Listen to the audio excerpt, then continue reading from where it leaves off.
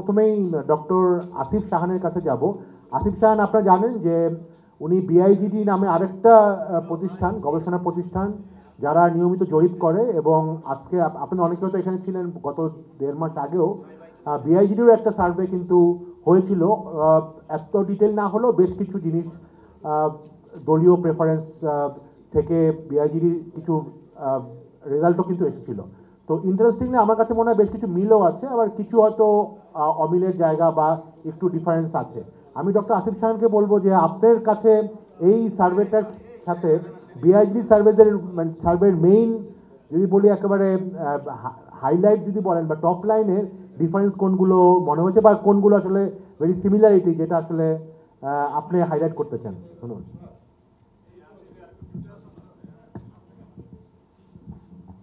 না, ধন্যবাদ ফাহিম ভাইকে। আমার কাছে যে জিনিসটা খুব গুরুত্বপূর্ণ মনে হয়েছে, এবং এটা আমার ধারণার সামনে আরও আমরা যত সামনে যাব তত বাড়তে থাকবে, যে নির্বাচনের সময় যত কাছাকাছি হতে থাকবে তত হচ্ছে আনডিসাইডেড ভোটারের যে সংখ্যাটা সেটা কমার পসিবিলিটি বেশি, এবং একই সাথে ভোটারদের মধ্যে তাদের রিভিল করার যে পসিবিলিটি সেটাও হয়তো হচ্ছে বাড়তে থাকবে। যেমন বিআইজির যে সার্ভে ছিল সেখানে একটা বড় শতাংশ, 48% মানুষের আনডিসাইডেড, তারা আনডিসাইডেড ছিল। এইখানে কিন্তু সেটা কমে এসেছে, সেটা অ্যাটলিস্ট মানে যদিও রাউন্ড ওয়ানের চাইতে একটু বেশি, তারপরেও হচ্ছে গিয়ে সেটা কম। এবং মোর ইম্পর্টেন্টলি যেটা, যে কারণে অনেক জায়গাগুলোতে পার্থক্য হয়েছে, সেটা হচ্ছে রিভিল ভোটার, যেটা ফার্স্ট রাউন্ডে যে রিভিল ভোটারের সংখ্যাটা কম ছিল, এটা কিন্তু 80%-এর উপরে। তার মানে যারা তাদের ডিসিশন মেক করেছেন, সেই ডিসিশন মেক করার মধ্যে তাদের একটা বড় অংশ হচ্ছে গিয়ে তাদের ডিসিশনটা বলতে পেরেছেন। এখন ভোটের পার্সেন্টেজে আমরা যেটা দেখেছিলাম যে বিএনপির ভোটটা কমেছে, বাট এখানে আমরা যেটা দেখতে পেরেছি বিএনপির ভোটটা বেড়েছে। রিভিলদের মধ্যে নিলে আবার হচ্ছে মোটামুটি একই রকম থাকছে, একটু একটু কমেছিল, যে 16 থেকে 12-তে গিয়েছিল, এবং এখানে যেটা দেখা যাচ্ছে সেটা সেটা মানে বেড়েছে, যদিও 1% মার্জিন অফ এররের মধ্যেই খুব সম্ভবত পড়ে। বাট এনিওয়ে দ্যাটস অ্যান ইনকেস, কারণ বাকিদের মধ্যেও একই ঘটনা ঘটেছে। এইটার যেটা মানে রিভিল ভোটার যারা, রিভিল ভোটাররা যখন তাদের প্রেফারেন্স এখন রিভিল করছেন, তারা খুব ক্লিয়ারলি বিএনপির দিকে তাদের যে প্রেফারেন্সটা সেটাকে শো করছেন, যেটা তারা আগে শো করেননি। Which may also indicate another thing, যে হ্যাঁ, আওয়ামী লীগও বেড়েছে, আমি বিএনপির সেটা বলছি। এবং আরেকটা যেটা জিনিস, যেটা is a very good possibility, যে আনডিসাইডেড ভোটাররা যখন ব্রেক করা শুরু করবেন, আমার মনে হয় একটা খানিকটা ট্রেন্ড যেটা এখানে দেখা যায়, আনডিসাইডেড ভোটাররা দের ইজ এ পসিবিলিটি তারা বিএনপির দিকে ব্রেক করবেন। কারণ একটা যেটা ইম্পর্টেন্ট পয়েন্ট, এই পয়েন্টটা বলে আমি শেষ করছি, যে আনডিসাইডেড ভোটার যারা, এদের মধ্যে একটা অংশ, কারণ আপনাদের রিপোর্টে যে একটা গুরুত্বপূর্ণ বিষয় ছিল যে অনেক ভোটারই বলেছেন তারা ইলেকশনের কয়েকদিন আগে বা নির্বাচন কেন্দ্রে যে হচ্ছে তারা ডিসিশন নেবেন। তাহলে এই পার্সেন্টেজ, সেটার পার্সেন্টেজ যেটা, সেই পার্সেন্টেজ ভোটারের মতামত কিন্তু আমরা একদম ইলেকশনের খুব আগে না গেলে হচ্ছে পাবো না, নাম্বার ওয়ান। নাম্বার টু হচ্ছে যে এদের অনেকেই এখনো কিন্তু এমপি ক্যান্ডিডেট, এটা ডিসিশন হয়নি। 65% বা তারও বেশি তারা বলেছেন তারা প্রার্থীর যোগ্যতা দেখে হচ্ছে যে ভোট দেবেন। কিন্তু একটা ইম্পর্টেন্ট ব্যাপার, যে যেটা বিআইজিডির সাথে মিলে যায়, যে যখন বলা হয় যে কোন দল সরকার গঠন করবে, সরকারে কোন দলে যাওয়ার সম্ভাবনা বেশি, এই জায়গাটায় বিএনপির যে স্ট্রেংথ, সেটা দুইটা সার্ভেতেই প্রায় কাছাকাছি, 39-40, বা কিছু ক্ষেত্রে হচ্ছে আরও বেশি।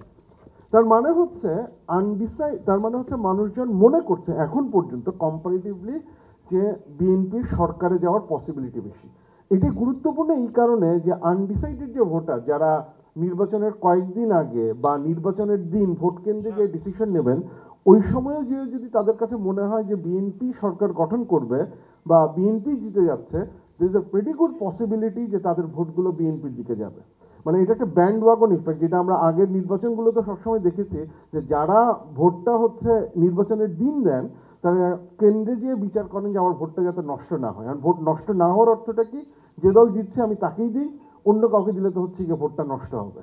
তো যদি এই 40% বা আরও বেশি বিএনপির প্রতি যে বিশ্বাসটা, যে বিএনপি সরকার গঠন করবে, এটা যদি ওই জায়গায় থাকে বা আরও বাড়তে থাকে, তাহলে আনডিসাইডেড যে ভোটার যারা আছেন তাদের বিএনপির দিকে ব্রেক করার পসিবিলিটি আরও বেড়ে যাবে সামনে। এবং যেটা আমি বললাম যে বিআইজিডি এবং এটা দুটোই দেখাচ্ছে যে মনে করছে মানুষজন সরকার বিএনপি গঠন করবে। আর যদি এটা কমতে থাকে বা এনি চান্স, এবং জামাতের আমরা যেটা দেখছি সেটা যদি বাড়তে থাকে ব্যান্ডওয়াগন ইফেক্ট কিন্তু উল্টো কাজ করবে, তখন মানুষজন কিন্তু মনে করবে যে জামাত জিতছে তাহলে ভোটটা আমি হচ্ছে জামাতের কাছে দিচ্ছি। আমার কাছে ওই ওই জিনিসটা আমার কাছে খুব গুরুত্বপূর্ণ মনে হয়। আহ, আমাদের মধ্যে এখানে বোধহয় যারা আছেন সবচেয়ে কম বয়স জাইমার জেনজি, ও আচ্ছা একটু আছে জেনজি কয়দিন, ওকে। বাট যেই কারণে আমি প্রসঙ্গটা আনলাম, ভেরি ইন্টারেস্টিং, এবং রুবায়েত খুব পরিষ্কারভাবে দেখালো যে জেনজিদের মধ্যে একটু যারা কম বয়স তাদের মধ্যে কিন্তু দেখা যাচ্ছে যে বিএনপি এবং জামাতের ডিফারেন্সটা অন্য যেই জায়গাগুলিতে ছিল very com, almost kind of neck and neck. এবং আমার খেয়াল আছে যে বিআইজির যে সার্ভেটা হয়েছিল সেখানেও কিন্তু দেখা যাচ্ছে জামাত ইনফ্যাক্ট ওই গ্রুপটার কাছে একটু এগিয়ে আছে, খুব স্লাইটলি হলো এগিয়ে আছে। এবং দেখা যাচ্ছে যে আবার এডুকেটেডের মধ্যেও Jamaat is doing much better. And that's why আমি সবসময় বলি যে ডাকসু রেজাল্ট আর জাকসু রেজাল্ট বা বিভিন্ন ক্যাম্পাসে যে রেজাল্ট, সেটা কিন্তু এই সার্ভেগুলোর একটা রিফ্লেকশন কিন্তু হয়, যদিও অনেকেই হয়তো সারপ্রাইজ হয়েছে। কিন্তু আমরা গত যেটা মার্চের ইনোভেশনেও দেখেছিলাম, বিআইজিডিতেও দেখেছিলাম, এবং আজকেও দেখলাম যে এই গ্রুপটা পার্টিকুলারলি এডুকেটেড ইয়াংদের মধ্যে Jamaat is actually doing much better then other parties. NCP ভালো করার কথা অনেক, বাট ওই অর্থেও তত ভালো করেনি, এবং আমরা একটা ডাকসুরও দেখেছি। সেইটাকে আপনাকে আসলে as a much younger audience, educated liberal audience হিসাবে বা অবজারভার হিসাবে আপনি কিভাবে ব্যাপারটা দেখছেন? Thank you so much Nahid ভাই। আসলে হ্যাঁ, আপনি যেটা দেখিয়েছেন আমরা কিন্তু বারবার করে একই কথাটাই বলে এসেছি যে মানে যখনই আমাদেরকে বলা হতো যে না Jamaat is only going to be getting a fraction of the votes, we kept saying যে আপনারা কিন্তু আমাদেরকে কখনো গণনাতেই নেন নাই। আমরা আগের যে পোলসগুলো ছিল যে আওয়ামী লীগ এত শতাংশ ভোট পায়, বিএনপি এত শতাংশ ভোট পায়, আমি কখনো ভোট দিইনি, সুতরাং আপনি জানেন না আমি কাকে ভোট দিব। এবং এই পুরো একটা মানে 1/3 পপুলেশন কাকে ভোট দিবে ওইটা আপনারা জানতেন না। ওই জিনিসটা না ডাকসুর রেজাল্টের পরে কিছুটা মনে হয় আলোকে এসেছিল যে আমাদের আমাদের জেনারেশন কাদেরকে ভোট দিতে চায়। এখন হ্যাঁ, এটা একটু অনেকের জন্য এই জিনিসটা খুবই মানে আই থিঙ্ক সারপ্রাইজিং ছিল যে Jamaat is making such gains, she made such gains in university campuses, and I think it was really a reckoning moment for a lot of people as well যে কিভাবে করে এই ফেথ বেসড গ্রুপটা যেটা হয়তো মার্জিনসে ছিল তারা কি করে এখন ফোর রানারদের মধ্যে চলে এসেছে।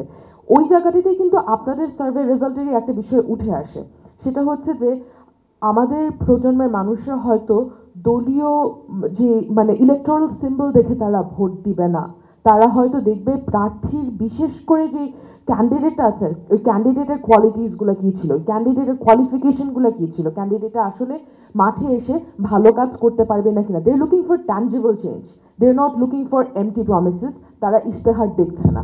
এবং এই জিনিসটা আমার মনে হয় সকল রাজনীতিবিদদের এই এই this is a take home message for you, যে তারা দেখতে চায় মাঠে আসলে কি ধরনের মানে চেঞ্জ আসছে।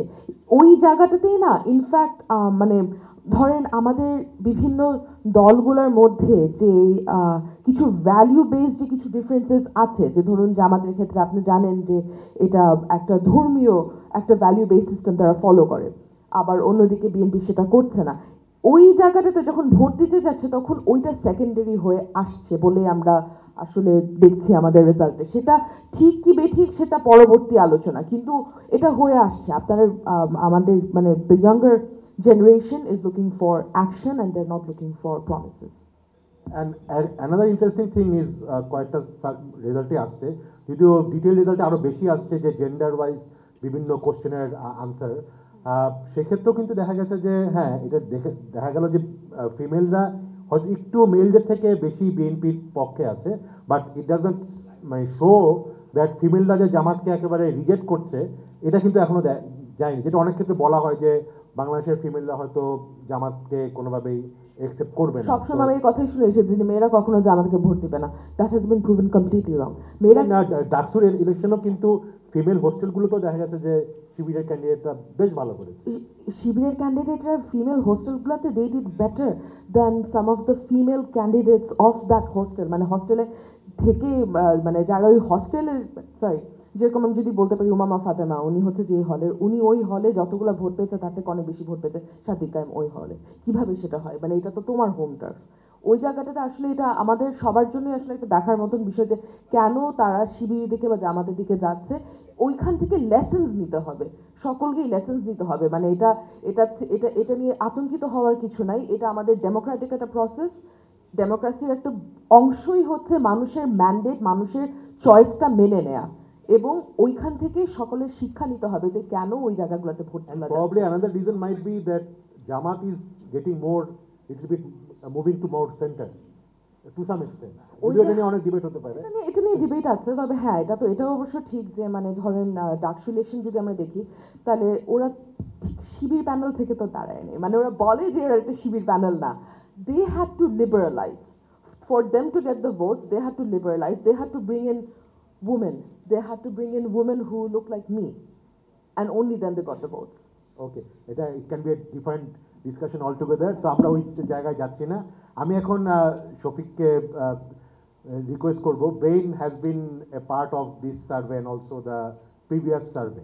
তো মানে আই এম প্রিটি শিওর আজকের এই আলোচনার পরে এখানে প্রচুর মিডিয়া আছে, মিডিয়া কভারেজ হবে, lot of people will ask that, যেটা কিছুটা এক্সপ্লেন করেছে রুবায়েত সারোয়ার, 18 কোটি মানুষের দেশে 10,000 লোক, does it really kind of represent the actual fact? So, you have been a social scientist by yourself.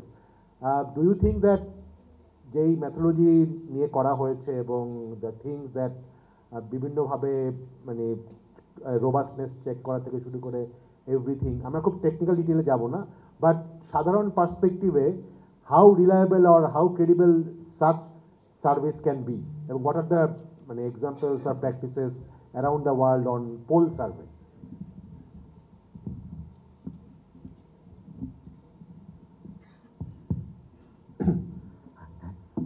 Innovation যে পোলটা করেছে, এবং আমরা একটা মেথোডোলজি নিয়ে পোলের অনেক আগে থেকেই আমরা সেটা নিয়ে ডিসকাশন করেছি আমাদের নিজস্ব ফোরামে।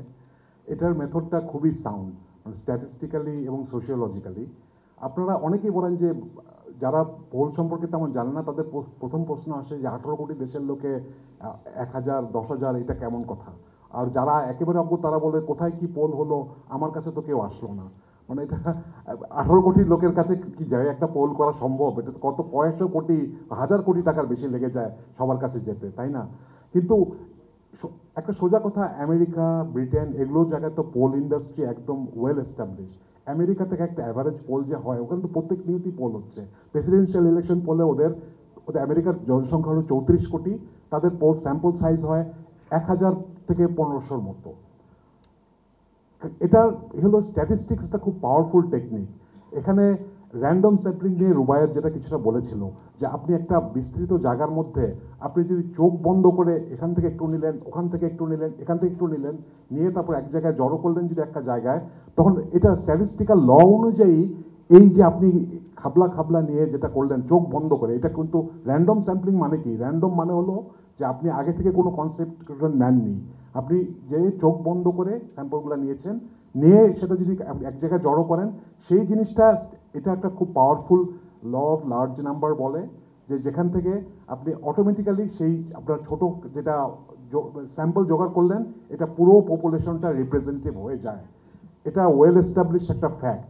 সুতরাং আমার মনে হয় আমাদের যারা পোল ইন্ডাস্ট্রি নিয়ে কোশ্চেন করেন, তাদের একটু ডিটেলে যাওয়া উচিত, একটু পোলগুলোকে নিয়ে পড়া উচিত। কারণ আশা করছি সামনের দিনগুলোতে এরকম পোল আরও অনবরত চলতে থাকবে। কারণ রাজনীতিতে কিন্তু পোল একটা অত্যন্ত গুরুত্বপূর্ণ বিষয়। আপনারা বাইরের দেশগুলোতে দেখেন, এমনকি ভারতে দেখেন, হ্যাঁ ইলেকশনের পরও মানে সরকারের জনপ্রিয়তা কেমন, এটা একটা খুব ইম্পর্টেন্ট জিনিস। সরকারকে যে আমরা মনে করি একবার একটা সরকার ইলেকশনে চলে আসছে, তারপরে তো আর আবার নেক্সট ইলেকশন ছাড়া উপায় নাই। কিন্তু সরকারের জনপ্রিয়তা যদি বাইরে যেমন হয় অ্যাপ্রুভাল রেটিং, এই জনপ্রিয়তা এটা কিন্তু একটা খুব ভালো চেক অ্যান্ড ব্যালেন্স। যদি একটা সরকার দেখে যে তার বিভিন্ন কারণে তার জনপ্রিয়তা নেমে যাচ্ছে, এটাকে তো তার অস্বীকার করার উপায় নাই। কারণ যদি আমরা আশা করি আমাদের দেশে গণতন্ত্র এস্টাবলিশড হবে, তাহলে জনপ্রিয়তা কমে যাওয়া এটাকে একটা সরকারের পক্ষে একটা অগ্রাহ্য করা সম্ভব না। কোনো একটা ধরুন নতুন একটা পলিসি নিল, নতুন একটা কিছু একটা হলো, তখন দেখা গেলো এইটার ফলে তার জনপ্রিয়তা অনেক কমে যাচ্ছে। সুতরাং poll can be a check and balance, এবং এটা রাজনীতির একটা রেগুলার গণতান্ত্রিক অংশ হিসেবে এস্টাবলিশ হওয়া দরকার। এবং আশা করছি আমাদের দেশের মানে ইনোভেশনের মতো আরও প্রফেশনাল পোলিং ইন্ডাস্ট্রি তারা regular feature of politics and society হবে। ধন্যবাদ। ধন্যবাদ শফিক। আমার মনে হয় এখন আমরা এই পর্যায়ে আমরা আবার আসবো প্যানেলের কাছে। এই পর্যায়ে একটু আমি জানি অনেকের প্রশ্ন আছে এবং বেশিরভাগ প্রশ্নই হয়তো রুবাইদ স্যারের কাছে আসবে, but any question can also be directed to the panelist as well. তো আমার মনে হয় এখানে কেউ কি আছেন মাইক সাপোর্ট দিতে পারবেন? আচ্ছা আচ্ছা, ঠিক আছে। আমার মনে হয় একটু সবাই যখন বলবেন জোরে বলেন, তাহলে কার কাছ থেকে আর জানতে চাচ্ছেন এটা একটু বলুন।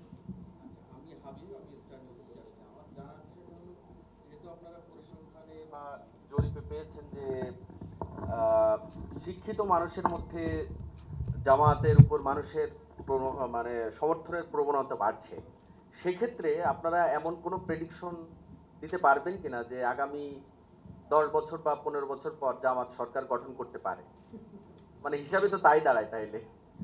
তো এখনকার পোল আমরা আপনাদেরকে এই মুহূর্তের স্ট্যাটাস কো বলছি, অনুমান তো আমরা করতে পারবো না, অনুমান দেওয়ারও আমাদের মানে এখানে কোনো মানে রাইট নাই, তাই না?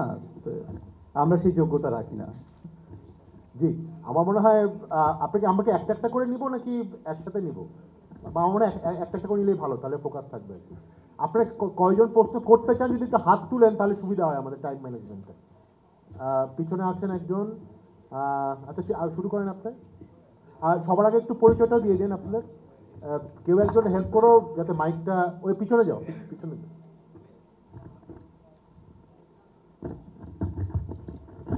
একটু দাঁড়িয়ে যদি হন করেন ভালো হয়, সবাই দেখতে পারবে। আমার নাম সালাউদ্দিন জসিম, আমি জাগো নিউজে কাজ করি। আপনারা কয়েকবারই বলেছেন যে আপনারা সেলফ ফান্ডিং এ এই জরিপটা চালিয়েছেন। সেলফ ফান্ডিং বলতে নিশ্চয়ই ইনোভেশনের ফান্ডিং। ইনোভেশন ফান্ডিংটা পায় কোথায়? আমাদের রেভিনিউ নাই ভাই, আমরা তো কাজ করে খাই। তা আমরা ইনোভেশন, আমি প্রথমে বলেছি ইনোভেশনে আমরা বাংলাদেশের সর্ববৃহৎ international advisory and management consulting farm. তো আমরা আমাদের বাংলাদেশ, নাইজেরিয়া, ইউনাইটেড কিংডম, 3টা দেশে আমাদের অফিস আছে এবং সারা বিশ্ব জুড়ে আমরা কাজ করি 22টির বেশি দেশে। ইনোভেশন কিভাবে ফান্ড পায়? ইনোভেশন কাজ করে তার অর্থ পায়। এটা কবে থেকে শুরু হয়েছে? 2008 সালে আমাদের শুরু। আপনার কি উত্তর পেয়েছেন ভাই? পাননি? কেন ক্লিয়ার না? আবার একটু বলেন। আমার সোর্স আমার নিজের রেভিনিউ, আমি আপনার কাজ করি, তাই তো? ধরেন আপনি আমার ক্লায়েন্ট, হ্যাঁ, আপনি আমাকে টাকা দেন, তো সেই টাকা থেকে তো আমি প্রফিট করি নাকি? অর্থাৎ আপনার নিজস্ব আয় থেকে আপনি ব্যয় করেন। আমার নিজস্ব আয় থেকে আমি এই ফান্ডটা ব্যয় করেছি। হ্যাঁ, এটা আমাদের ইনভেস্টমেন্ট। আচ্ছা আচ্ছা, থ্যাংক ইউ। এবার বুঝতে পেরেছেন? জি জি। আমরা একটা প্রোডাক্ট ক্রিয়েট করেছি, আমি এটা আবারও বলি, এই জন্য বলছি যে আসলে বাংলাদেশে এই প্রোডাক্টটা কেউ কখনো আনে নাই, কেউ ফান্ড না দিলে কেউ কখনো এটা করতো না।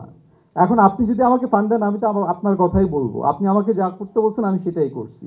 তো সবসময় বাংলাদেশে সেইটাই হয়েছে। ইন্ডিপেন্ডেন্ট যে পোল কালচার এটা বাংলাদেশে কখনো ছিল না। ইনোভেশন আমরা মনে করেছি সেটা বাংলাদেশের জন্য তৈরি করাটা প্রচণ্ড জরুরি। 5ই আগস্টের পট পরিক্রমায় আমরা সেটাই করার চেষ্টা করেছি। জি,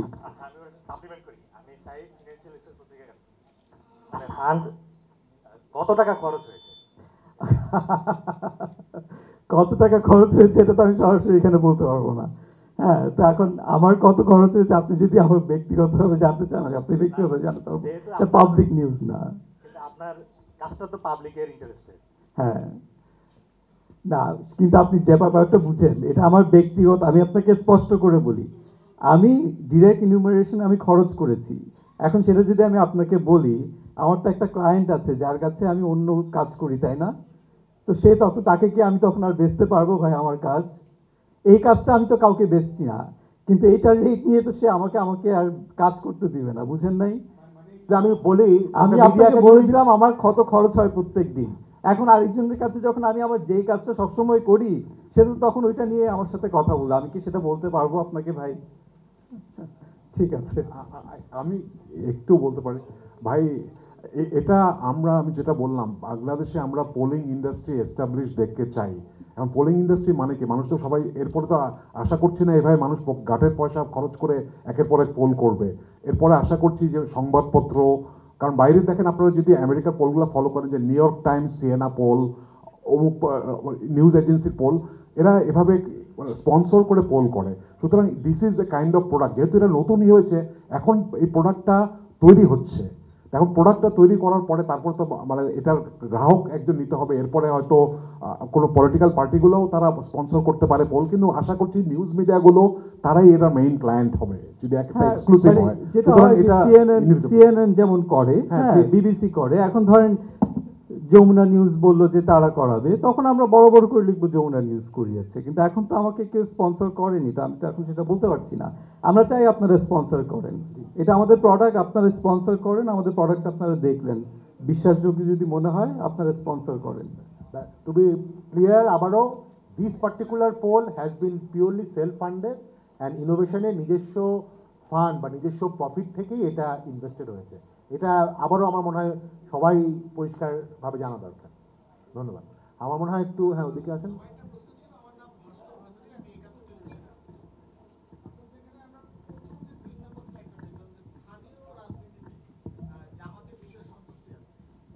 জাতীয় নির্বাচনের ক্ষেত্রে যে বিষয়টি পরিবর্তন হলো, এই এর কারণটা কি, সেই বিষয়ে আপনাদের কাছে কোনো উত্তর আছে কিনা? আর দ্বিতীয় একটি প্রশ্ন করতে চাচ্ছি যে শুধুমাত্র বড় দুই দলই প্রাধান্য পেল কিনা, আর এনসিপির গ্রহণযোগ্যতা কি দিন দিন একটু কমতির দিকে, আপনারা কি মনে করছেন, বা আপনাদের জরিপে কি উঠে এসেছে? জরিপে তো আপনি তথ্য দেখেছেন, তাই না? তা এখন এই প্রশ্নটা সবসময় আমরা ফেস করি। আমরা একটা জিনিস সবসময় আমরা গবেষক হিসেবে যেটা বলি সেটা হচ্ছে আমাদের দুটো বিষয়, একটা হচ্ছে এইটা হচ্ছে ডেসক্রিপটিভ গবেষণা, স্ট্যাটাস কো, যা দেখছি তা বলছি। আরেকটা হচ্ছে যেটা হচ্ছে আমার ডায়াগনস্টিক গবেষণা, কেন হচ্ছে। আমি আপনাকে ডায়াগনস্টিক গবেষণাটা এখানে দেই নাই, ঠিক আছে? তো কেন এটা কেন হচ্ছে, ওটা কেন হচ্ছে না, এইটা এই সার্ভের স্কোপে না, আমি এটা আপনাকে বলতে পারবো না এখন। কিন্তু আপনারা যেটা দেখতে পাচ্ছেন সেটা হচ্ছে যে সন্তুষ্টি, আপনার ব্যাপারে আমি অসন্তুষ্ট, কিন্তু আমি তারপর আপনাকে ভোট দিব, অনেকটা সেরকমই তো দেখেছেন, হ্যাঁ, যে আমি আপনার ব্যাপারে অসন্তুষ্ট কিন্তু আমি আপনাকে ভোট দিব। এখন আমি যদি একেবারে গবেষণার বাইরে গিয়ে, গবেষক হিসাবে বলছি না, আমি যদি একজন ব্যক্তি হিসাবে বলি, ব্যাপারটা কি, ব্যাপারটা হচ্ছে এরকম যে মানে আমার একটা দলীয় পছন্দ আছে, কিন্তু আমার দল আমার পছন্দ মতো কাজ করছে না, তা আমি বলবো আমি অসন্তুষ্ট, কিন্তু সে তো আমার পছন্দের দল, তা আমি তাকে ভোট দিব। তো দুটা যে মিউচুয়ালি এক্সক্লুসিভ হবে তা তো না। কিন্তু যেটা এখানে গুরুত্বপূর্ণ রাজনৈতিক দলগুলোর বোঝার, সেটা হচ্ছে তাকে যে ভোট দিবে সেও তার ব্যাপারে সন্তুষ্ট না। এটা হচ্ছে সবচেয়ে গুরুত্বপূর্ণ বিষয়, যেটা বোঝা উচিত এখান থেকে। তার মানে হয়তো বিএনপির এখান থেকে টেক অ্যাওয়ে হওয়া উচিত যে তার মাঠ পর্যায়ে সাংগঠনিক কার্যক্রমকে আরো সুন্দর করতে হবে। এটা হয়তো বিএনপির সরাসরি এখান থেকে টেক অ্যাওয়ে হতেই পারে। আমার শফিক বোধহয় কিছু বলতে যাচ্ছে। হ্যাঁ, এটা একটা ইম্পর্টেন্ট জিনিস যে রুবায়েত এটা কিছুটা বললো যে কোনো একটা দলের প্রতি অসন্তুষ্ট থাকা কিছুটা মানেই তার মানে কিন্তু তাকে সাপোর্ট না করা না। আপনারা তো নিজেরাই দেখেছেন যে গত আওয়ামী লীগের এত বড় আমলে অনেক আওয়ামী লীগ সমর্থকই কিন্তু মানে বলতো যে আওয়ামী লীগের কার্যক্রমে তারা সন্তুষ্ট না, ব্যক্তিগতভাবে আপনারা জেনেছেন, কিন্তু ভোট দিতে চাইলে তবু শেখ হাসিনার সরকার বারবার দরকার। মানে এই জিনিসটাই আপনার কিন্তু মানুষ কিন্তু শুধু ভোট নিজের প্রতি কিরকম আচরণ হলো এটা দেখে ভোট দেয় না, এটা বাইরেরই আছে আইসোট্রপিক ভোটিং। মানে আপনি জাতীয় পর্যায়ে চিন্তা করেন যে আমার দল ঠিক আছে আমার সাথে ভালো বিহেভ করে নাই, কিন্তু তাতে কি আমার দল তো মানে দেশের ক্ষমতায় থাকবে, এটা কিন্তু এই কনসিডারেশনটাও আছে। এটা আর কি একটা বড় ব্যাপার, এটা অবশ্যই চিন্তা করার ব্যাপার। একটা জিনিস এখানে একটু খুব ইন্টারেস্টিং ছিল, সেটা হচ্ছে যে এই যে আমার দল, একটা দল যে আমার হতে পারে, ওই কনসেপ্টটা মনে হয় একটু বড়দের মধ্যেই বেশি ছিল, মানে যাদের বয়স একটু বেশি। I remember যে I think a generation that was older than us, they grew up in a very politicized society. You had to be either Aomi League or you had to be Jamaat or you had to be BNP. And ওই সেন্টিমেন্টটা মনে হয় কিছুটা কমে আসছে। We are no longer as dual বা মানে কি বলবো, দুই ভাগে বা তিন ভাগে বিভক্ত হয়ে আমরা পলিটিসাইজ না, ওই জিনিসটা খুবই ইন্টারেস্টিং ছিল। আমি আরেকটা বিষয় একটু অনুরোধ করবো, একটা ডিটেইল 24 পৃষ্ঠার রিপোর্ট আপনাদেরকে কিউআর কোডের মাধ্যমে, এবং এখানে বোধহয় একটা প্রিন্ট আছে বোধহয়, তো অনুগ্রহ করে এখানে অনেক কিছু এখানে আমরা ছোট প্রেজেন্টেশনে দিতে পারি নাই, ঠিক আছে? অনেক ডিটেইলে ভাগ করে দেখানো হয়েছে এই বিষয়গুলো, যে বয়স বাড়ার সাথে সাথে কি হয়। এবং আপনারা যেটা দেখবেন যে যারা মুক্তিযুদ্ধ দেখেছে, যারা 70 থেকে 80 দেখেছে, যারা 80 থেকে 90 দেখেছে, যারা 90 থেকে 2000 দেখেছে, যারা 2000 থেকে এখন পর্যন্ত দেখেছে, এই জনগোষ্ঠীর মধ্যে কিন্তু সুস্পষ্ট পার্থক্য দেখা যাচ্ছে ভোটিং বিহেভিয়ারে। এইটা হচ্ছে সবচেয়ে গুরুত্বপূর্ণ বিষয়। হ্যাঁ, এবং আগামী নির্বাচনে যেটা আমরা কনসিস্টেন্টলি পেয়েছি এবং এখন আমরা কনক্লুড করতে পারি যে জেনারেশনাল ডিভাইড, এইটা কিন্তু আপনার পুরোপুরি আপনার নির্বাচনটাকে নিয়ন্ত্রণ করবে, যে জেনারেশনাল ডিভাইড। এবং আপনারা দেখেছেন যে জেন জিদের একটা বড় অংশ বলেছে সিদ্ধান্ত নেয়নি, অর্থাৎ তার ভোটের সিদ্ধান্ত আমরা জানি না। নারী ভোটার, তাদের বেশিরভাগেরই সিদ্ধান্ত আমরা জানি না, প্রায় বোধহয় ছিল 37% না এরকম কাছাকাছি। তাদের সিদ্ধান্তই আমরা জানি না, তারা এখনো সিদ্ধান্তই নেয় নাই। তাহলে এই যে সিদ্ধান্তহীন যে পকেটটা, এই পকেটটা কোথায় যাবে? আসিফ সাহান কিছুটা এটা ব্যাখ্যা করেছে। আর আরেকটা জিনিস একটু দেখবেন যে বিআইজিডি এবং ইন্ডোনেশিয়ান পোল থেকে আপনারা যদি ক্রস ম্যাচ করেন অনেকগুলো ডেটা এখানে পাবেন যে ব্রেক করলে, রিভিলড হলে কি হচ্ছে, এটা কিন্তু আমরা ট্রেন্ডটা এখন পেয়ে গিয়েছি। আমরা অলরেডি 4টা সার্ভে করেছি দুটো অর্গানাইজেশন মিলে, এবং আমাদের এই 4টা সার্ভে থেকে কিন্তু এখন বোঝা যাচ্ছে রিভিলড পপুলেশনটা বাড়লে, অর্থাৎ ভোটের সিদ্ধান্ত নিয়েছে এবং রিভিল করছে, এটা বাড়লে কোন দলের প্রতি সেটা যাবে সেটা মোটামুটি এখন বোঝা যাচ্ছে।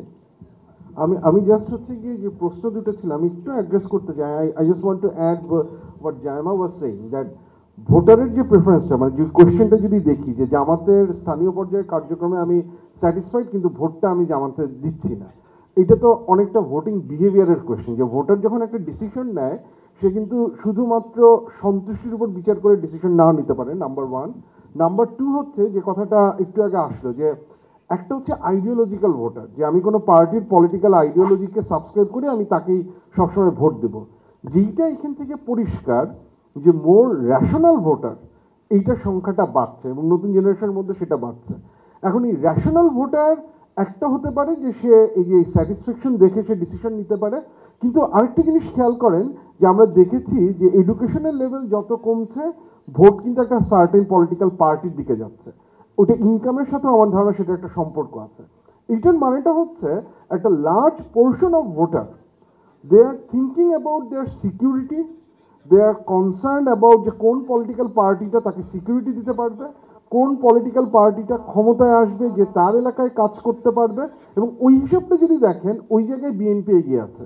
তার মানে আমি বিএনপির কার্যক্রমে সন্তুষ্ট না, কিন্তু আমার মনে হচ্ছে যেহেতু বিএনপি পরবর্তীতে ক্ষমতায় আসবে তাহলে হচ্ছে কি আমি ভোটটা ওই দিকেই দিই।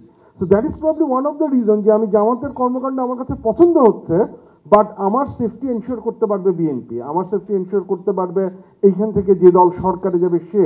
সো ওই জায়গাটা হচ্ছে গিয়ে ঘটনাটা যাচ্ছে। সেকেন্ড যে কোয়েশ্চেনটা ছিল, আরেকটা কোয়েশ্চেন ছিল হচ্ছে গিয়ে যে জামাত আগামী 15-20 বছরে জিতবে কিনা। দেখেন এখানে একটা ইম্পর্টেন্ট জিনিস যে এই যে এডুকেশনাল ভোটার যে গ্রুপের যে ব্যাপারটা, তারা কিন্তু আজকে থেকে 7-10-15 বছর আগে এই ট্রেন্ডে ভোট দিত না। আমরা একটা লার্জার ট্রেন্ডে চেঞ্জ দেখছি। So that doesn't necessarily mean that এই ট্রেন্ডটা আবার চেঞ্জ হবে না। এডুকেটেড ভোটারের একটা সার্টেন অংশ probably that came from the hatred towards traditional politics, যেটা তাদের মনে হচ্ছে আওয়ামী লীগ করেছে, মেবি খানিকটা তাদের এখন সেটা রিফ্লেকশন তারা বিএনপির মধ্যে দেখতে পাচ্ছে বলে দে আর ওয়ারিড। এই জিনিসটা যে আগামী 7-8 বছরে একই রকম থাকবে সেটা নাও হতে পারে। আগামী 7-8 বছরে যখন এই ট্রেন্ডটা চেঞ্জ হবে তখন হয়তো দেখা যাবে এডুকেটেড ভোটার একটা ডিফারেন্ট ওয়েতে বিহেভ করছে। সো এটা কোনো কনস্ট্যান্ট ব্যাপার না যে এটা সবসময় একইভাবে কাজ করবে। আমার মনে হয় হ্যাঁ, আমরা কিন্তু আলোচনায় যাওয়ার পরে করবো না? আচ্ছা ঠিক আছে, আপনি করুন। আর্থিক অবস্থার বিষয় এখানে কি আসলে তাদের আর্থিক এটা দেখানো হয়েছে কিনা? আমি রিপোর্টে দেখবেন একটু আছে, না না আপনি একটু বলেন, রিপোর্টে দেখবেন মানে তাদের Main হাই report- সোসাইটি যেটা আমরা যেটা বলতেছি টপ ক্লাস যেটা অর্থনৈতিক বিষয় আছে আহত- তারা এই এখানে মূল্যায়ন আসছে কিনা, বিশেষ করে আচ্ছা। আপনাদের বিভাগ যেটা দিলেন যে 6টি বিভাগে ক্ষেত্রে আপনি দেখতেছেন বরিশাল সবচেয়ে কি করা যে একটা দল আছে, তো সেক্ষেত্রে আপনাদের যে ক্লাসটা করছেন কিনা মানে কোন শ্রেণী তাদের আর্থিক? আচ্ছা এখন আমি তো না দেখে কোট করলে ভাই মিসকোটেশন হয়ে যাবে। হ্যাঁ, এখন এই যে রিপোর্টটা দেখতে বলছি একটু দেখবেন না আপনারা? আচ্ছা আচ্ছা, আয়ের ভিত্তিতে আপনার জনগণের ভোট কিভাবে চেঞ্জ হবে তাই তো? আচ্ছা আমি একটু আচ্ছা, আমরা এখানে আয়ের বিষয়টা আমাদের 4টা আই গ্রুপে ভাগ করা আছে, কিন্তু ওই 4টা আই গ্রুপ আমি এখনো রিপোর্টে দেখছি না। তুমি দেখেছো? আচ্ছা, একটু বের করো। আচ্ছা, আমরা একটু বের করে আপনাকে জানাচ্ছি। রুরাল আরবানে আমরা একটা পার্থক্য দেখছি। হ্যাঁ হ্যাঁ হ্যাঁ, আমাদের 4টা স্কেলে আছে। না না না, আমাদের আছে, আমাদের 10 লাখ টাকা পর্যন্ত আয়ের স্যাম্পল আছে, ঠিক আছে।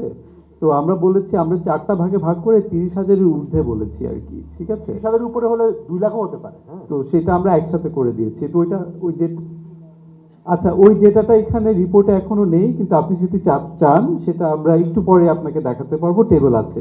তো আপনি যাওয়ার আগে ডেটাটা নিয়ে যেতে পারবেন, অসুবিধা নেই। আমার মনে হয় আমরা একটু আরেক রাউন্ডে আসি, তারপরে আমরা আপনাদের থেকে প্রশ্ন নিয়ে প্রোগ্রামটা শেষ করব। অলরেডি অনেক সময় হয়ে গেছে। মানে আমার কাছে মনে হয় একটা জিনিসটা তো আলোচনায় ওভাবে আসেনি। অফকোর্স আমরা সবাই জানি যে এবার ইয়াং ভোটাররা will be actually one of the deciding factor, কিন্তু অ্যাট দ্য সেম টাইম এটা আমরা সবাই জানি, গত 2 দিন এটা নিয়ে অনেক ধরনের ডিবেটও হচ্ছে যে আওয়ামী লীগের ভোটাররা এখন আওয়ামী লীগ ইলেকশন পার্টিসিপেট করবে কি করবে না, সেখানেও কিন্তু আমরা দেখেছি যে অলমোস্ট একটা ডিভাইডেড। বাট ধরেন 2টা সিনারি হতে পারে যে আওয়ামী লীগ ইলেকশন করলো না। এখন আওয়ামী লীগ ইলেকশন না করার পরে 2টা জিনিস হতে পারে, যে আওয়ামী লীগ সরাসরি কোনো পার্টিকে সাপোর্ট দিল, ইট ক্যান বি আইদার জাতীয় পার্টি অর এনি ইন্ডিপেন্ডেন্ট, অথবা Awami League almost kind of boycott করলো। হ্যাঁ, তো তখন কি আসলে আওয়ামী লীগের ভোটাররা কি বাসায় বসে থাকবে, নাকি তারা ভোট দিবে? হয়তো যেটা লাস্টের দিকে বলা হয়েছিল যে যদিও তাদের preference number 1, but second preference আমরা ধরে নিতে পারি তার দিকেই যাওয়ার কথা। তো সেই জায়গাটায় ইন্টারেস্টিং কিছু হয়তো অবজারভেশন আছে আর কি। হ্যাঁ, তো মানে Shafiq, you want to add on that? কারণ আমরা যতটুকু দেখলাম যে যারা ফার্স্ট প্রেফারেন্স দিচ্ছে আওয়ামী লীগের, তাদের প্রায় অর্ধেক সেকেন্ড প্রেফারেন্স বিএনপিকে দিচ্ছে, আর হয়তো 17-18% জামাতকে দিচ্ছে। তো সেটা how do interpret this thing? হ্যাঁ, এটা সম্ভবত এই সার্ভের হয়তো সবচেয়ে প্রথম না হলেও অ্যাটলিস্ট 1, 2, 3 সবচেয়ে ইন্টারেস্টিং, সবচেয়ে ইম্পর্টেন্ট ফাইন্ডিংসের একটা। কারণ সেই আমরা যখন 5ই আগস্টের পরে, বিপ্লবের পরে যখন মানে আওয়ামী লীগকে ইয়ে করা হলো, তখন থেকে মানুষের মুখে মুখে কথা হলো যে আওয়ামী লীগের লোকজন এদিকে কোন দিকে যাবে, তাই না? এটা কারণ আমরা তো জানতাম যে যাই হোক আওয়ামী লীগের একটা বিপুল পরিমাণ ভোটার ছিল, 1/3 বা তার সেরকম একটা ভোটার। সুতরাং এই স্পেকুলেশনটা সবসময় ছিল যে এরা কি বিএনপির দিকে যাবে, নাকি জামাতের দিকে যাবে, নাকি ভোট দিবে না, বয়কট করবে, এটা নিয়ে। তো আমাদের এইটাতে আমরা আনএক্সপেক্টেডলি হলেও বেশ একটা খুব স্টার্ক ট্রেন্ড দেখছি যে এখানে আওয়ামী লীগের ভোটাররা তারা যদি ভোট দিতে যায়, তারা সেকেন্ড প্রেফারেন্স হিসেবে বিএনপিকে দিয়েছে। এবং আমরা যে মানে মোটামুটি ভোট পার্সেন্টেজ যেটা আগের তুলনায় একটু বেড়েছে, ওখান থেকেও দেখা যাচ্ছে যে বিএনপি জামাতের তুলনায় কিছুটা এগিয়ে আছে আওয়ামী লীগের ভোটারদের ক্ষেত্রে। মানে আমরা তো মোটামুটি এখন ধরতে পারি যে সামনে আর কয়েক মাস যদি ফেব্রুয়ারিতে নির্বাচন হয়, তবে আওয়ামী লীগের ভোটে অংশগ্রহণ করার সম্ভাবনা খুব কম, কারণ আইনি প্রক্রিয়া তো আছেই, সেই সাথে বিভিন্ন লজিস্টিক্যাল প্রবলেম আছে, এবং সবচেয়ে বড় কথা অনেক অনেক প্রবলেম আছে। এখন এটার কারণ কি হতে পারে, এটা আমরা পরে সোশিওলজিক্যাল স্টাডি করতে পারি। এখানে তো ওটা করা হয়নি। কেন আওয়ামী লীগের লোকজন বিএনপিকে সেকেন্ড প্রেফারেন্স খুব মনে করছে, জামাতকে করছে না? অনেকের মনে অনেক থিওরি ছিল, আর সেই স্পেকুলেশনে সেই চিন্তায় আমরা না যাই। তবে একটা জিনিস ঠিক, আওয়ামী লীগের কিন্তু এই সার্ভের একটা ইন্টারেস্টিং ব্যাপার হলো যে আওয়ামী লীগের পক্ষে মত প্রকাশিত যে সোশ্যাল স্টিগমাটা ছিল, যে সামাজিক একটা চাপ, সেটা কিন্তু অনেকটা কমে এসেছে বিভিন্ন কারণে। সেটা আগস্টের পরে তখন অনেকেই মত প্রকাশ করতে চাননি আওয়ামী লীগের ভোটাররা, আওয়ামী লীগের সমর্থকরা যারা নীরব সমর্থক ছিল, কিন্তু এবার দেখছি তারা অনেকেই 5%-এর মতো আওয়ামী লীগের সমর্থক, সবচেয়ে বেশি আওয়ামী লীগের ভোট শতাংশ বেড়েছে আওয়ামী লীগের। সুতরাং এটা কিন্তু খুব ইম্পর্টেন্ট ব্যাপার, এটা বিভিন্ন ইমপ্লিকেশন আছে। আচ্ছা, এখানে আমি একটা বিষয় আলোকপাত করতে চাই। আপনারা যারা গত 21 তারিখে পরিবেশনে এসেছিলেন, আপনারা দেখেছেন যে মানুষ সার্বিকভাবে নির্বাচনে যেতে চায়। দেখেছেন তো, 86% আপনার ভোট দিতে চায় বলেছে, 69% মনে করেছে যে অন্তর্বর্তীকালীন সরকারের মাধ্যমে একটা নিরপেক্ষ নির্বাচন সম্ভব। কিন্তু আবার 45% আওয়ামী লীগকে নির্বাচনে চাচ্ছে। তাহলে এই ডেটাগুলো আমাকে যেটা বলছে অ্যাজ এ রিসার্চার, যে বাংলাদেশের মানুষ আসলে একটি নির্বাচনমুখী স্থিতিশীল আপনার রাজনীতি চায়, অস্থিতিশীলতা চায় না। ওরা তো সবাই আওয়ামী লীগকে ভোট দেবে নট না, কিন্তু তারা চায় পার্টিসিপেট করুক, কিন্তু তারা মানে এখানে কিন্তু অস্থিতিশীলতার ব্যাপার নেই। আমাদের আরবান সোসাইটিতে আমাদের মধ্যে সবকিছুই কিন্তু বাইনারি হয়ে গিয়েছে, এটা হলে ওইটা হবে না।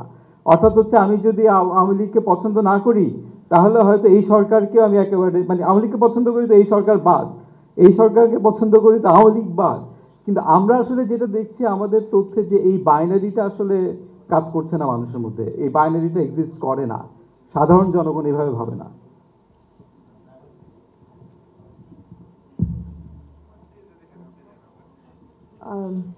যেটা অলরেডি উঠে এসেছে সেটা হচ্ছে যে এটা আসলে সবচেয়ে সিগনিফিকেন্ট ফাইন্ডিং। আমরা তো ফার্স্ট পাস্ট দ্য পোস্ট ব্যবহার করি, তো যে কারণে আমরা আইদার অর চলে যাই। এখানে ভোট দিলে তার মানে বাকিগুলোকে আমি একেবারেই পছন্দ করি না। কিন্তু যেটা দেখা যাচ্ছে যে even though 20% of the voters, 20% of the respondents said that they will be voting for Awami League, এদের মধ্যে এই 20%-এর মধ্যে শুধুমাত্র 17% তারা হচ্ছে কোর আওয়ামী লীগ, তারা আওয়ামী লীগ ছাড়া কোনো কিছুকে ভোট দিবে না।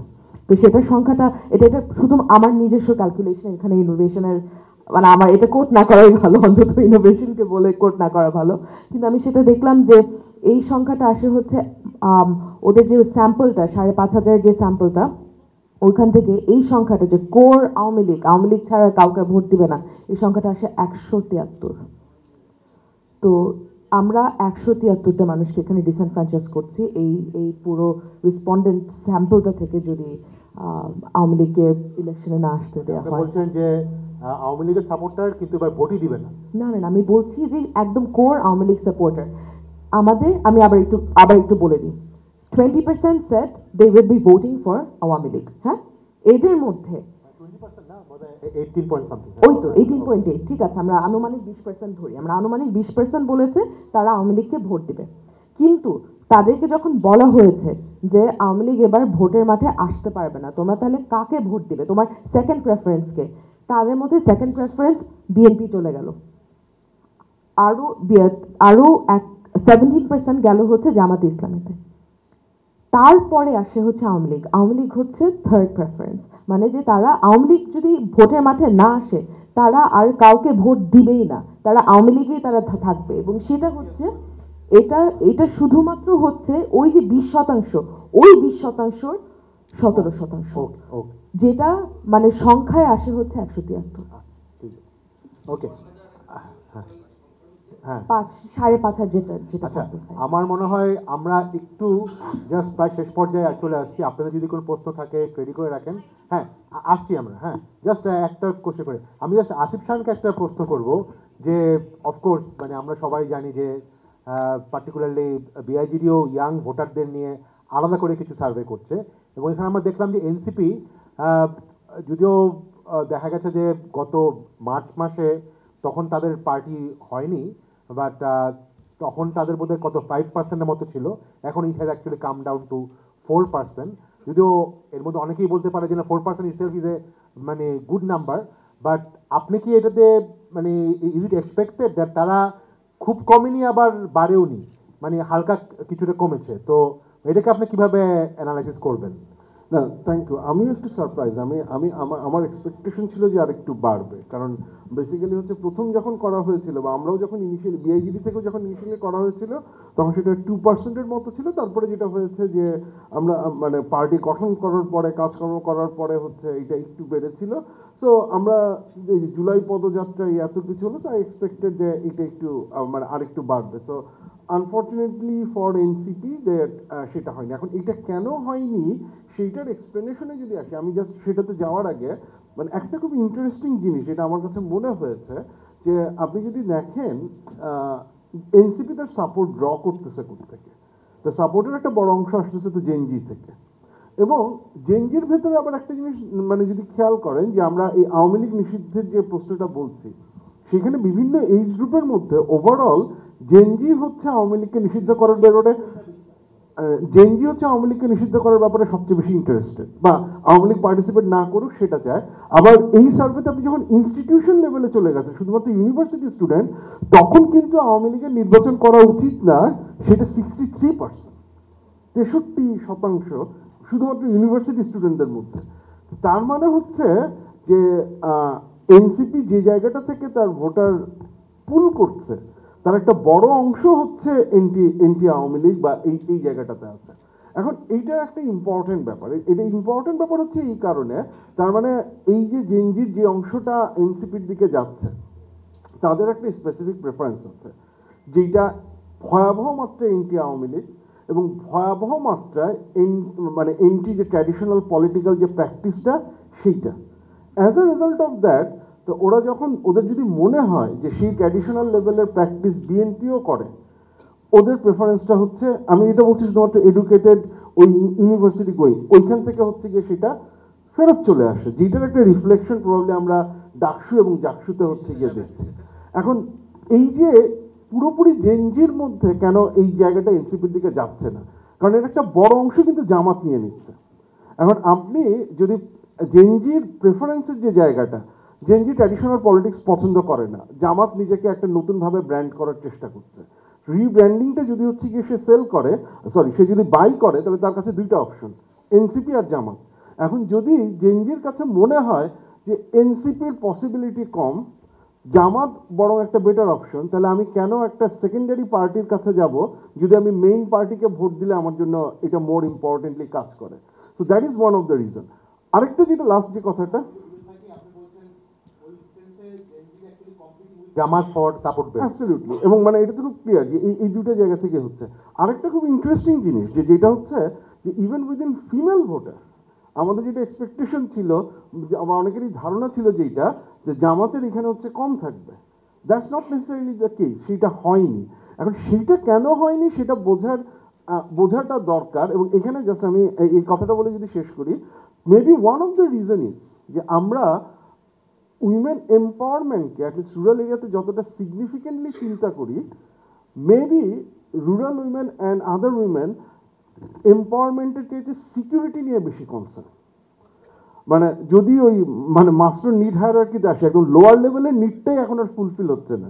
সো ওই জায়গাটাতে যদি Jamaat is the party that offers that option, যে সিকিউরিটি আমি মানে বেটার হচ্ছে প্রোভাইড করতে পারি, এম্পাওয়ারমেন্ট পরে দেখা যাবে, that probably may influence their voice. So these are the issues that need to be taken under consideration. Very interesting. হ্যাঁ, আমার মনে হয় যারা যারা প্রশ্ন করবেন, আমরা এই রাউন্ড একটা last round of question answer করছি। হ্যাঁ হ্যাঁ,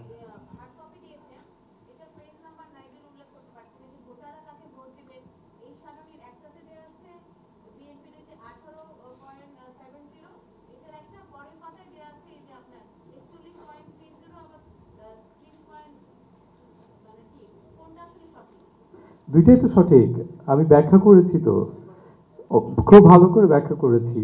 প্রথমটা আবার বলছি, প্রথমটা হচ্ছে 10,413 স্যাম্পলের উপরে, ঠিক আছে, যেটা হচ্ছে 18.7।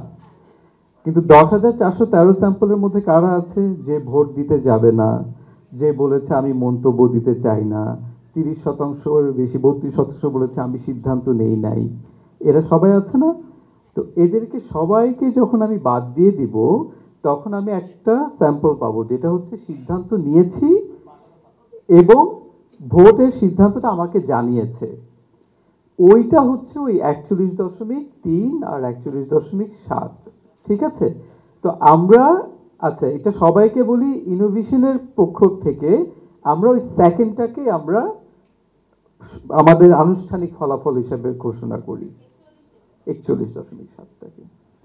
41.3 এটা আমাদের দিক থেকে এটাই আমাদের আনুষ্ঠানিক ফলাফল। মানে যারা বলছে এবং প্রকাশ করেছে তাদের মধ্যে, যারা ভোট মানে সিদ্ধান্ত নিয়েছে এবং প্রকাশ করেছে, এই 5,000 যারা সাবজেক্ট।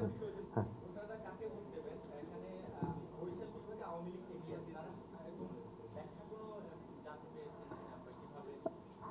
আপনার অনেক ইন্টারেস্ট ব্যাখ্যা নেই,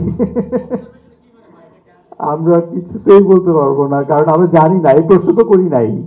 আমাকে তো এই প্রশ্নটা করতে হবে যে কেন আপনি আওয়ামী লীগকে ভোট দিবেন না। হ্যাঁ, কিন্তু আপনি যদি হিস্টোরিক্যালিও দেখেন, বরিশালের ওই জোনটা, পার্টিকুলারলি পটুয়াখালী, পিরোজপুর বা হয়তো বরিশাল, ওইখানে কিন্তু হিস্টোরিক্যালি আওয়ামী লীগ সবসময় ভালো করে।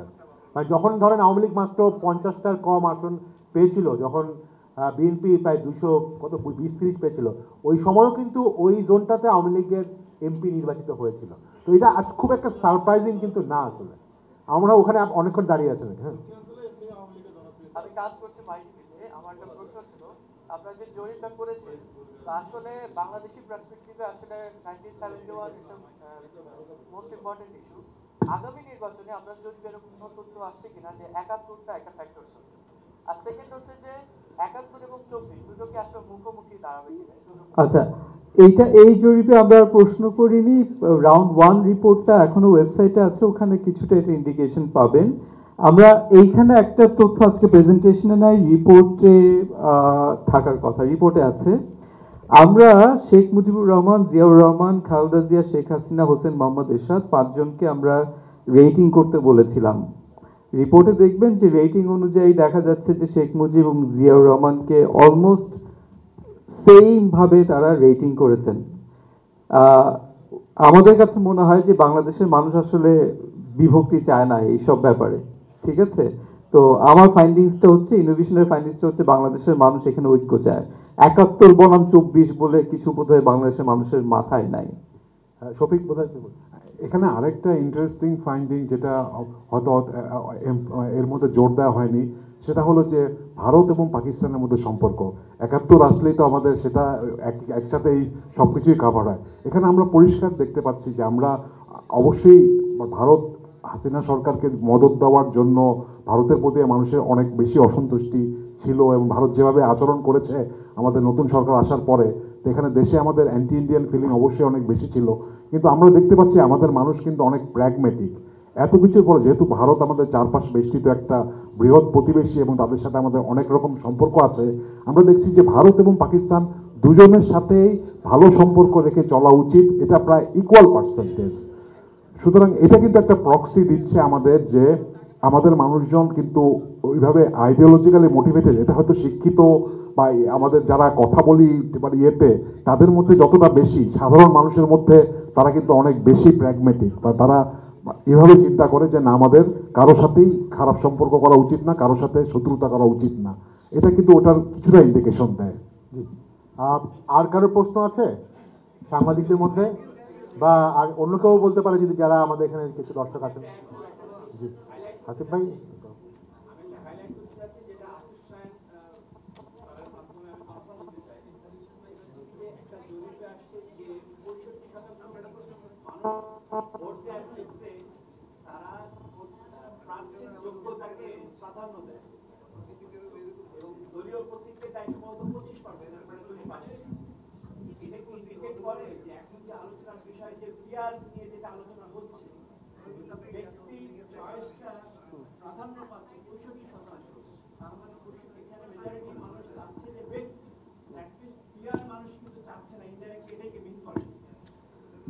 দেখেন, মানে এই ধরনের কনক্লুশন ড্র করা এক্সট্রিমলি ডিফিকাল্ট। মানে সার্ভের বেসিসে এরকম, মানে আমরা যদি ইনফারেন্স ড্র করার জন্য যেসব জিনিসপত্র কন্ট্রোল করতে হবে, যেসব জিনিসপত্র করতে হবে, সেটা আসলে বলা সম্ভব না। আমি মানে যদি বলি সেটা একাডেমিক ডিসঅনেস্টি হবে আমি যদি এখান থেকে কোনো ইনফারেন্স ড্র করার চেষ্টা করি।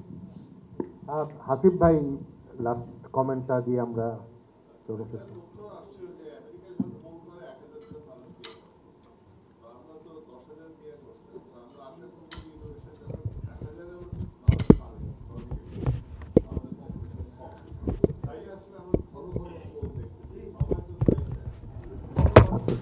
তখন আবার যেটা হবে যে আর কোনো স্ট্র্যাটিফিকেশন দেওয়া যাবে না।